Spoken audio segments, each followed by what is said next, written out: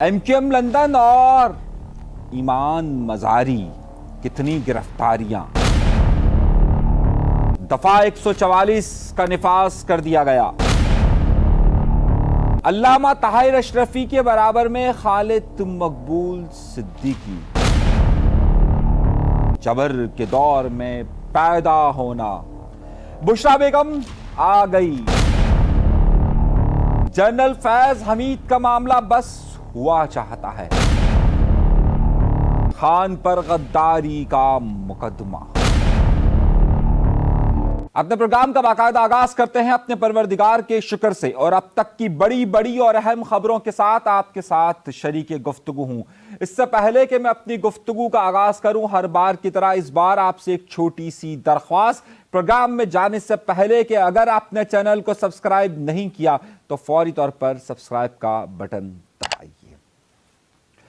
جو کچھ بھی شہر میں ہو رہا ہے یا اس ملک میں ہو رہا ہے کوئی عجیب نہیں۔ مجھ سے کسی نے یہ سوال پوچھا کہ جب آج علماء کرام کا اجلاس ایک بلایا گیا تو اس میں خاص طور پر MQM پاکستان کے چیئرمین خالد مقبول صدیقی صاحب وہاں کیا کر رہے تھے، اس تنازع کے اندر MQM کیوں شامل ہے اور اس کی وجوہات کیا ہیں، اس پر بات ضرور کیجیے گا۔ تو میں آپ کو بہت سارے اہم نکات کے ساتھ اس پر بات کرتا ہوں۔ یہ جو اجلاس طلب کیا گیا، یہ ایمرجنسی میں اجلاس طلب کیا گیا، اور اس کے بارے میں جو گفت و شنید ہوئی وہ 3 دن قبل ہوئی، 3 سے 4 دن قبل اس پہ بات چیت ہوئی، اور 3 دن میں تمام مکاتب فکر کے علماء کرام کو جمع کرنے کی کوشش کی گئی۔ یہ وہ تمام مکتب فکر کے علماء کرام ہیں کہ جو کہ اس بات کو مانتے ہیں کہ مدارس کی رجسٹریشن کا معاملہ وزارت تعلیم کے ساتھ ہونا چاہیے۔ اب جب وہاں پر یہ تمام علماء کرام موجود تھے، اس میں بریلوی مسلک سے تعلق رکھنے والے علماء کرام، اس میں اہل تشیع، اس میں دیوبند، اس میں اہل حدیث، اس میں دیگر مکتب فکر کے لوگ بھی شامل تھے جن کے مدارس کی رجسٹریشن کا معاملہ تھا۔ اب ہوا یہ کہ ظاہر سی بات ہے، اس میں ایک تو یہ اس پر جو مولانا فضل الرحمان صاحب نے الزام عائد کیا وہ یہ کہ حکومتی سطح پر ہو رہا ہے، تو اس کی سب سے بڑی وجہ 2 تھی، اور 2 وجوہات میں سے ایک وجہ جو ہے وہ عطا تارڑ صاحب تھے جو کہ وزیر اطلاعات تھے اور اس اجلاس کے اندر موجود تھے، اور جو دوسری بڑی اطلاع تھی وہ یہ تھی کہ جناب خالد مقبول صدیقی صاحب وہاں پر موجود تھے۔ بہت سارے لوگوں نے مجھے اس حوالے سے معلومات کے لیے بھیجا کہ آخر MQM کا اس سارے معاملات میں کیا لینا دینا ہے۔ تو دیکھیے سرکار، MQM کا سب سے بڑا اہم اور معاملہ اس میں یہ ہے کہ MQM کے پاس ہی وہ وزارت ہے جسے وزارت تعلیم کہا جاتا ہے، اور وزارت تعلیم ظاہر MQM کے پاس ایک ہی وزیر ہے، اور وہ وزیر بھی ان کا چیئرمین ہی ہے، یعنی کہ خالد مقبول صدیقی صاحب۔ اور ظاہر ہے یہ ہائی آفیشل میٹنگ کے جس پر الزام یہ عائد ہو رہا ہے یہ حکومت کی طرف سے کی گئی تھی، تو ظاہر ہے جب حکومت کی طرف سے کی گئی، اور مولانا فضل الرحمان صاحب یہ الزام عائد کر رہے ہیں کہ حکومت کی طرف سے کی گئی تھی، تو اس میں ظاہر سی بات ہے کہ خالد مقبول صدیقی صاحب وزارت تعلیم کی طرف سے ان کی نمائندگی کر رہے تھے، اور خود وزیر ہے تو ظاہر ہے وہی اس کی بات کریں گے، اور وزیر تعلیم کی وجہ سے اور ان کا پلڑا بھی اسی طرف باری ہے۔ حیرت انگیز طور پر جو بڑی دلچسپ بات ہے وہ یہ ہے کہ جب یہ 26ویں آئینی ترمیم ہو رہی تھی تو اس وقت سارے معاملات PTI اس کے ساتھ آن بورڈ تھی۔ اچھا، یہ جو قانون بنا تھا اور یہ جو معاہدہ ہوا تھا جس معاہدے کے تحت وزارت تعلیم کے ساتھ مدارس کو رجسٹریشن کروایا گیا تھا، یہ تحریک انصاف کے دور میں تھا، اور تحریک انصاف نے ہی اسے آن کیا تھا، اور بعد میں اس وقت کیونکہ جو چیف آف آرمی سٹاف تھے وہ اس وقت بابا جمہوریت کہلاتے تھے تحریک انصاف کے لیے، اور وہی سب کچھ تھے، تو انہی کی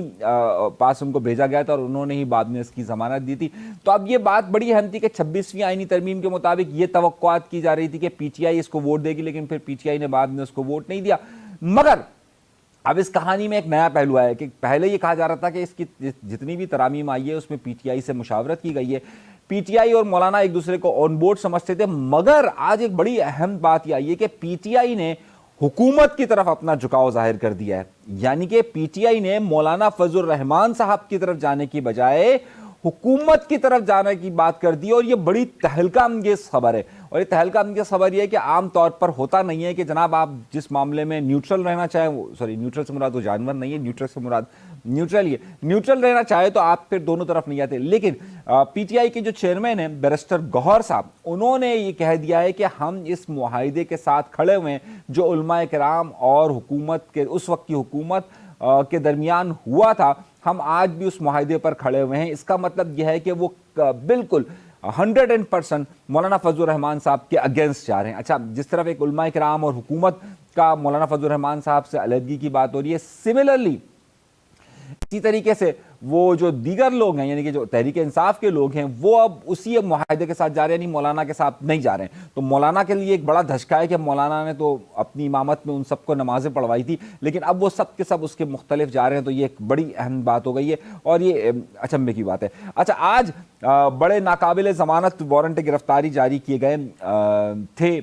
بشرا بیگم صاحبہ کے, خاص طور پر 190 ملین پاؤنڈ کے حوالے سے 2 بار یہ جمع کیے گئے تھے. لیکن معاملہ یہ تھا کہ بشرا بیگم کی جب سے ضمانت ہوئی تھی وہ عدالت میں پیش نہیں ہو رہی تھی, اور عدالت میں ظاہر پیش نہیں ہو رہی تھی, تو اس کی وجہ سے یہ بار بار کہا جا رہا تھا کہ جناب وہ عدالت میں پیش نہیں ہو رہی ہے, عدالت میں پیش نہیں ہو رہی ہے, تو ان کے ناقابل ضمانت وارنٹ گرفتاری جاری کی ہے. اچھا, اس میں مین 342 کا بیان تھا کیونکہ اس میں فرد جرم عائد ہو چکی ہے. اب یہ ہوتا ہے کہ اب آپ اگر مزید کوئی گواہ پیش کرنا چاہتے ہیں تو آپ بتائیے اور اپنا بیان ریکارڈ کروائیے جن پر فرد جرم عائد ہوتی ہے. اب حیرت انگیز طور پر اس میں فرد جرم تو کئی لوگوں پر عائد ہے, جس میں عمران خان صاحب ہے, بشرا بیگم ہے. اچھا, اس میں ایک بڑا نام بھی ہے اور اس کا نام ہے کیا نام ہے اس کا پتہ ہے آپ کو, اور وہ ہے ملک ریاض صاحب. اچھا, کیونکہ یہ سارا 190 ملین پاؤنڈ ملک ریاض کے آئے تھے اور ملک ریاض سے ہی گئے تھے. حیرت انگیز طور پر ملک ریاض بھی اس میں فرد جرم ہے, لیکن پاکستان کے ٹی وی چینلز پر خان صاحب جو کہ اس میں مجرم ہیں یا جس میں فرد جرم عائد کی گئی ہے, یا بشرا بیگم جن پر اس میں فرد جرم عائد کی گئی ہے, ان کی تمام چیزوں پر پابندی ہے. لیکن جو اگلا ملزم یا مجرم اب کہہ سکتا ہے کیونکہ فرد جرم ان پر عائد کر دی گئی ہے, تو ملک ریاض کی تمام ٹی وی چینلز خبریں بھی دکھا رہے ہیں, وہ تجارت بھی کر رہے ہیں, وہ سارے معاملات ہو رہے ہیں. خیر, یہ تو ہوتا رہتا ہے. لیکن آج بشرا بیگم نے پھر یہاں پر اسٹینڈ لیا, اور بشرا بیگم نے بڑا ٹف اسٹینڈ لیا. انہوں نے کہا میں کوئی گواہ پیش نہیں کروں گی, ظاہر ہے میری کوئی سنوائی نہیں ہوگی. نے بڑا تقریری بیان کیا ہے. مگر ایک سوال اٹھتا ہے کہ ظاہر ہے یہاں پر جو 26 اور 27 دسمبر کی رات کو جو کچھ بھی ہوا اسلام آباد کے اندر, اس میں بشرا بیگم کا بڑا اہم کردار کہا جا رہا تھا, اور کہا جا رہا تھا کہ جناب بشرا بیگم کو ہر صورت میں گرفتار کیا جائے گا, اور اب وہ آئے تو اس کی گرفتاری ہوگی. لیکن وہ پشاور سے اڈیالہ جیل تک منتقل ہوئی. وقت اس وقت تقریباً 8 بجے کا وقت ہے, اور اب تک میری اطلاعات کے مطابق ان کی گرفتاری عمل میں نہیں آ سکی ہے. اب ظاہر ہے اس کے بعد اگر گرفتاری عمل میں لائی جائے یا اس کو ظاہر کیا جائے تو ایک علیحدہ بات ہوگی. لیکن تاحال جب میں آپ سے گفتگو کر رہا ہوں, بڑی خطرناک تقریر بشرا بیگم نے کی ہے وہاں پر, اور بشرا بیگم کے حوالے سے معاملات ہوئے ہیں سارے. تو اب خیر دیکھنا یہ ہے کہ اب اس معاملے کا بھی تیزی کے ساتھ ہوگا. اب یہ بشرا بیگم کے معاملے کے ساتھ ساتھ ظاہر ہے آج کل فیصل واوڈا صاحب تحریک انصاف کے سب سے بڑے رہنما ہو چکے ہیں, اور وہ یہ کہہ رہے ہیں کہ میں عمران خان کے ساتھ بہت ہی مخلص ہوں اور میں اس کو مرنے نہیں دوں گا. اور دوسری طرف وہ یہ بشرا بیگم سے نجات کی بھی بات کر رہے ہیں. اچھا, اب بظاہر وہ یہ ظاہر کرنے کی کوشش کر رہے ہیں کہ جناب ہر جگہ سے میں جو بات کرنے جا رہا ہوں, یعنی میں اگر بلاول بھٹو زرداری صاحب سے بات کرنے گیا تو یہی بات کرنے گیا. وہ کہہ رہے ہیں کہ جناب میں اگر مولانا فضل الرحمان صاحب سے بات کرنے گیا تو بھی یہ بات کرنے گیا. اور اتوار کے دن, چھٹی کے دن 1:30 بجے کے قریب وہ مولانا کہاں سے آ گیا, اچھا میں مصطفیٰ کمال صاحب کی ایم یعنی کہ خالد مقبول صدیقی صاحب سے بھی وہ ملنے کے لیے گئے. تو وہ ملاقات کے لیے جو گئے, تو جب وہ بعد میں آئے تو انہوں نے ظاہر پریس کانفرنس کی, پہلے مصطفیٰ کمال صاحب نے بات کی, اس کے بعد جو ہے وہ فیصل واوڈا نے بات کی. اب حیرت انگیز طور پر جو باتیں ہوئی ہیں اس میں بہت ہی عجیب بات ہے. اچھا, ایم کیو ایم سے مصطفیٰ کمال صاحب سے یا اس والی ایم کیو ایم سے فیصل واوڈا کے تعلقات بہت پرانے. ایک تو وہ ایم کیو ایم تھی کہ جب الطاف حسین صاحب ہوتے تھے تو اس زمانے کی سیاست میں الگ تھی. ایک زمانے میں وہ ان کے سینیٹر بننا چاہتے تھے, پھر انہوں نے تحریک انصاف جوائن کر لی. پھر جب تحریک انصاف جوائن کر لی تو اس وقت شروع میں ان کے اختلافات تھے, سخت بیانات. پھر جب ایم کیو ایم پہ زوال کا وقت شروع ہوتا ہے اور جب مصطفیٰ کمال صاحب کی پارٹی علیحدہ ہوتی ہے تو پھر ایک نیا دور کا آغاز ہوتا ہے. تو اس زمانے میں آپ کو یاد ہوگا ایک پریس کلب پہ ایک میٹنگ ہوئی تھی جس میں مصطفیٰ کمال صاحب اور فاروق ستار صاحب نے مشترکہ ایک پریس کانفرنس کا انعقاد کیا تھا کہ ایم کیو ایم کے ضم ہونے کی بات ہوئی تھی, لیکن بعد میں وہ نہیں ہو سکی تھی. اچھا, اس وقت فیصل واوڈا صاحب جو ہے وہ ان کا بڑا کردار اس وقت بھی تھا, اور کئی ملاقاتیں ایسی ہیں کہ جو کہی جاتی ہے کہ ان کے گھر پر بھی ہوئی تھی. ڈاکٹر فاروق ستار صاحب نے اس بارے میں کئی بار ذکر بھی بند لفظوں میں کیا تھا کہ ہاں بھائی ان کے یہاں پر یہ ملاقاتیں ہوئی تھی. تو اب یہ ملاقاتیں ان کی تھی اور اس لیے ان کا تعلق بہت زیادہ پرانا بھی ہے. اچھا, حیرت انگیز طور پر میں باقی ساری کہانیوں کو آپ ایک طرف رکھ دیجئے, لیکن آپ کو یہ بھی معلوم ہوگا کہ جو فیصل واوڈا سینیٹر بنے وہ ایم کیو ایم کے جو ایم پی ایس تھے انہوں نے ان کو نامزد کیا تھا اور ایم کیو ایم کے ہی کوٹے سے بنے. اب اس بات کو بھی آپ چھوڑ دیجئے, جانے دیجئے کہ جناب انہوں نے آ کر بعد میں شکریہ تک ادا نہیں کیا تھا. کہ آئے اور میں اب وہ اس جماعت میں ہے یا نہیں ہے وہ ایک الگ بحث ہے، لیکن پیپلز پارٹی نے اور ایم کیو ایم پاکستان نے دونوں نے مل کر ان کو منتخب کروایا تھا. اب نہ وہ پیپلز پارٹی کے ساتھ ہیں نہ وہ ایم کیو ایم کے ساتھ ہیں. بہرحال اس وقت جو ان کو پرپوز اور سیکنڈ کیا تھا وہ ایم کیو ایم کے لوگوں نے کیا تھا بھائی فیصل واوڈا. لیکن فیصل واوڈا کا جو استقبال ہوا وہ بڑا معنی خیز تھا. فیصل واوڈا کا استقبال اس طرح سے ہوا کہ جس طرح سے کوئی بہت بڑی جماعت کے یا بہت بڑے سربراہ کے طور پر آ رہے ہو. پاکستان کے تمام میڈیا چینلز نے ان کو لائیو وہاں سے نشر کیا. ان کے استقبال کا پروٹوکول بھی کچھ اسی طریقے سے رکھا گیا. تو بڑی حیرت انگیز بات تھی. اچھا دونوں میں سملرٹیز ہے ایم کیو ایم میں اور ان میں کہ دونوں نے اپنے اپنے بانیان کو چھوڑا ہے, بانی کو چھوڑا ہے, صحیح. اور دونوں جو ہے وہ یہ بات کرتے ہیں کہ ہم ایک نئی تبدیلی کی طرف آ رہے ہیں. انہوں نے تو بعد میں ایم کیو ایم پاکستان بنا لی. اب دیکھنا یہ ہے کہ فیصل واوڈا صاحب کوئی پی ٹی آئی پاکستان تو تشکیل نہیں دے رہے. خیر نقطہ میرا یہ نہیں تھا. میں جس نقطے پر خاص بات کرنا چاہ رہا ہوں وہ بہت سنجیدہ معاملات ہیں. کیا یہی بات کرنے گئے تھے کہ جناب وہ کہتے تو ہے کہ جناب بشرا بیگم کے سے میں نجات دلانا چاہتا ہوں, میں عمران خان کی جان کے تحفظ کے لیے آیا ہوں, اس لیے آیا ہوں, مگر ایک خطرناک اشارہ دیا گیا ہے اور یہ خطرناک اشارہ آگے چل کر بہت ہی سینسٹیو موضوع اختیار کرے گا. اور وہ ہے کہ بشرا بیگم کے حوالے سے چلو انہوں نے جو بات کہی اس پر میں بعد میں گفتگو کر لوں گا. اصل نقطہ یہ انہوں نے کہا کہ جناب انہوں نے یہ تاریخ اس لیے دی ہے 14 دسمبر کی جو بات کی جا رہی ہے وہ اس لیے کہ 14 دسمبر کو پی ٹی آئی اپنے شہداء کا دن منا رہی. اچھا شہداء کا دن وہ آج کراچی میں بھی منا, تو اس پر بعد میں بات کرتا ہوں. صحیح, اس پہ بعد میں بات کرتا ہوں. وہ شہداء کا دن منانا چاہتی ہے, شہداء کی یاد میں پروگرام کرنا چاہتی ہے. اب جو فیصل واوڈا ہے انہوں نے ایک بڑی حیرت انگیز انکشاف کیا. انہوں نے کہا کہ یہ سمجھتے ہیں کہ 14 تاریخ کے بعد جنرل فیض حمید کا کیس آئے گا تو یہ اپنی بچت کے لیے اسکیم بنا رہے ہیں, جبکہ فیصل واوڈا نے یہ دعویٰ کیا ہے کہ جنرل فیض حمید کا معاملہ 14 دسمبر سے پہلے ہو جائے گا. ہم جب یہ پروگرام ریکارڈ کر رہے ہیں 9 دسمبر کا دن ہے اور اگلے 4 سے 5 دن کا وہ کہہ رہے ہیں, تو یہ 4 سے 5 دن بڑی گہما گہمی اور بڑے اشاروں کا اندیا دے رہا ہے کہ اگر فیصل واوڈا کی بات کو سچ مان لیا جائے یا فیصل واوڈا کسی کا اگر پیغام دے رہے اور اس پیغام کو اگر سچ مان لیا جائے تو یقینی طور پہ اگلے دن عمران خان کی سیاست کے حوالے سے اہم ہوں گے. اور اسی وجہ سے آج کی کہی جا رہی ہے کہ جناب اس پوری پریس کانفرنس جو ایم کیو ایم کے رہنماؤں نے اور انہوں نے کی باقی ساری باتیں تو وہی سطحی تھی جو ریپیٹیشن ہوئی تھی, لیکن یہ 14 تاریخ کا انہوں نے ذکر جو ہے وہ پہلی بار جنرل فیض حمید کے حوالے سے تاریخ کا کہا ہے کہ اس سے پہلے یہ ہو جائے گا. اگر جنرل فیض حمید کا کیس ہوتا ہے اور اگر انہیں کوئی بھی سزا یا ان پر وہ جرم ثابت ہوتا ہے اور کسی طور پر بھی اس کے ساتھ خان کا لنک بنتا ہے تو یقینی طور پر یہ معاملہ ملٹری کورٹس میں جائے گا. مگر اس سے پہلے 190 ملین پاؤنڈ کا یہ جو کیس ہے جس پر فرد جرم عائد کی جا چکی ہے, اب آخری بیانات ان کے ہو چکے ہیں, اس پہ بھی توقعات یہ کی جا رہی ہے کہ توقعات کیا کی جا رہی ہے بلکہ خدشہ یہ ظاہر کیا جا رہا ہے ان کی طرف سے, خدشہ تحریک انصاف کی طرف سے, حکومت کی طرف سے, توقعات آپ کہہ لیجئے کہ جناب اس کے انہیں سزا ہو جائے گی. اگر سزا ہوگی تو یہ بڑا ہی اہم نقطہ ہوگا. اچھا اب یہ تو ہو گئی موٹی موٹی خبریں اور یہ جو باتیں تھیں جس کے حوالے سے ذکر کرنا بہت زیادہ ضروری تھا. اب آئیے ایک اور پہلو کی طرف. ایم کیو ایم لندن کی طرف سے 9 دسمبر کے حوالے سے ایک پروگرام کا ان کا اہتمام کیا گیا تھا اور ظاہر سی بات ہے ان پر اس وقت اجازت نہیں ہے انہیں کام کرنے کی. جب اجازت نہیں ہے انہیں کام کرنے کی تو وہاں پر جو خواتین اور مرد پہنچے تھے, میں نے اپنے پچھلے پروگرام میں بھی اس بات کا اندیا دیا تھا کہ جناب گرفتاریاں حراست میں لیا گیا. اچھا اب تک جب میں پروگرام ریکارڈ کر رہا ہوں تب تک میرے پاس کوئی گرفتاریوں کا نام تو آئیں, لیکن ایمان مظاہری صاحبہ جو کہ بڑی ووکل ہیں, ایمان مظاہری صاحبہ بڑی وکیل سمجھی جاتی ہیں اور خاص طور پہ لاپتہ افراد کے لیے اور دیگر حوالے سے ان کا بڑا ایک نام تصور کیا تھا, اسلام آباد میں ہوتی ہیں, شیریں مظاہری کی بیٹی ہیں. انہوں نے ابھی مطیع اللہ جان صاحب کا بھی کیس لڑا تھا. انہوں نے ایک ٹویٹ کیا ہے جس میں انہوں نے یہ دعویٰ کیا ہے کہ جناب نام دیے تمام لوگوں کے اور انہوں نے کہا کہ اتنے لوگوں کو جو ہے وہ حراست میں لے لیا گیا ہے. ابھی جن لوگوں کو حراست میں لے لیا گیا ہے تاحال ابھی تک جب میں آپ سے گفتگو کر رہا ہوں ابھی تک ان کے حوالے سے کوئی اپڈیٹس نہیں آئی ہیں کہ ان پہ کوئی مقدمہ درج کیا گیا ہے یعنی کیا ہے. لیکن ایک بڑی عجیب سی بات ہوئی ہے اور بڑی عجیب سی بات ہوئی ہے کہ 9 تاریخ کو یہ سارا معاملہ چل رہا ہے اور ابھی 9 تاریخ میں جب میں نے آپ سے پچھلا پروگرام کیا تھا اس وقت میں نے آپ کو 5 بجے کے قریب کی شاید 5 بجے کے قریب یہ اپڈیٹ دی تھی کہ وہ جو مظاہرین تھے جنہیں حراست میں لے لیا گیا اس کے بعد سے وہ جو لوگ بھی تھے وہاں سے سب جا چکے ہیں. اب ایک بڑی عجیب سی چیز ہوئی, مطلب غیر متوقع چیز ہوئی, لیکن یہاں پر کچھ بھی متوقع ہو سکتا ہے اور متوقع یہ ہو سکتا ہے کہ ڈپٹی کمشنر کمشنر صاحب ہیں انہوں نے ضلع وسطی میں یعنی ڈسٹرکٹ سینٹرل کے اندر دفعہ 144 نافذ کر دی ہے اور ان کا کہنا ہے کہ آئی جی صاحب کی طرف سے ایڈیشنل آئی جی صاحب کی طرف سے یہ تھی کہ امن و امان کی صورتحال خراب ہو سکتی ہے. اب یہ امن و امان کی صورتحال کیا خراب ہو سکتی ہے؟ جو مین پروٹیسٹ ڈے تھا وہ گزر چکا ہے. اچھا اب اس وقت جو ایم کیو ایم لندن کی پوزیشن ہے یا جس طریقے کے معاملات ہیں اس میں اس طرح کی صورتحال سمجھ سے بالا ہے کہ جناب یہ کیوں کیا گیا ہے اور کس لیے کیا گیا ہے, کس کے لیے کیا گیا ہے, اس معاملے کے لیے کیا گیا ہے. اس ایک بڑا ایک نقطہ میں آپ کو بتا رہا ہوں, جس نقطے کو سمجھیے گا. اگر آپ کراچی شہر سے تعلق رکھتے ہیں یا آپ کراچی شہر سے باہر سے تعلق رکھتے ہیں, انہوں نے کہا ہے کہ ڈسٹرکٹ سینٹرل کے اندر ہم نے دفعہ 144 نافذ کر دی ہے. اب اس میں آپ کو 4 افراد سے زیادہ کو نہیں گزار سکتے اور موٹر سائیکل کی ڈبل سواری بھی بند ہوگی. یار اللہ کے بندوں, کبھی آپ نے سوچا ہے کہ کراچی شہر میں سے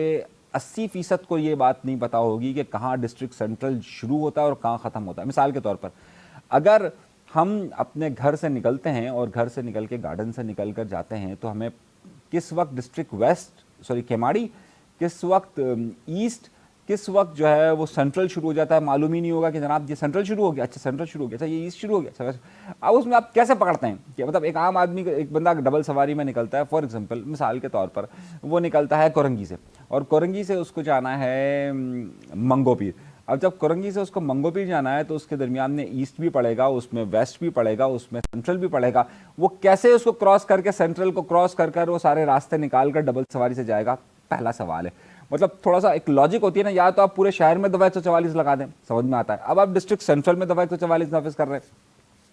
سمجھ سے باہر ہے کہ ڈسٹرکٹ سینٹرل کے اندر آپ ڈبل سواری پہ پابندی عائد کر رہے ہیں, یہ بات بھی سمجھ سے باہر ہے. اچھا اور سونے پہ سہاگا, آپ یہ دیکھیے کہ آپ یہ کہتے ہیں کہ 10 تاریخ کے بعد سے ہوگی, ایونٹ ہے 9 تاریخ کا, 9 تاریخ گزر چکی. اچھا اب اگر ان کے پاس کوئی پروڈکشن ہو کہ کوئی بہت بڑا کوئی پروگرام ہونے والا ہے ڈسٹرکٹ سینٹرل کے اندر, تو میں نہیں جانتا کیا واقعی میں تحریک انصاف کوئی اپنا بڑا ایونٹ کرنے والی ہے ڈسٹرکٹ سینٹرل کے اندر, یا مثال کے طور پہ ایم کیو لندن کوئی بہت بڑا ایونٹ ڈسٹرکٹ سینٹرل کے اندر کرنے والی ہے.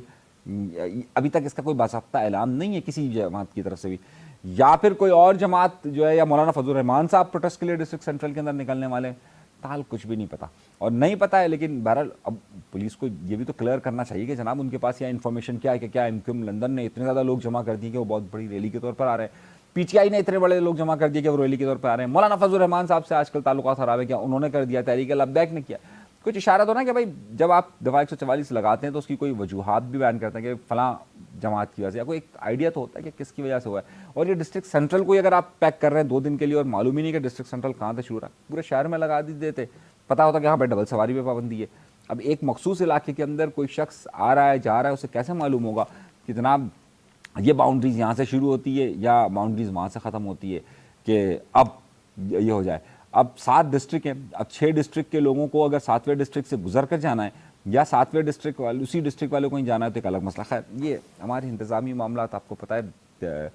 سمجھ سے بالا ہوتے ہیں کہ جناب وہ انتظام کا اعلان کس طریقے سے کرتے ہیں اور کس طریقے سے صورتحال کرتے ہیں. ایک اور خبر جو بہت زیادہ چل رہی تھی اور بہت زیادہ اہم تھی وہ تھی انور مقصود صاحب کے حوالے سے. آج کل انور مقصود صاحب بڑے ہی ہدف میں ہیں, اور ہدف میں اس وجہ سے ہیں کہ وہ ایک یہ کہا جاتا ہے کہ وہ پرو پی ٹی آئی ہیں, یعنی کہ پی ٹی آئی کی بہت زیادہ حمایت کرتے ہیں, اور اس حوالے سے وہ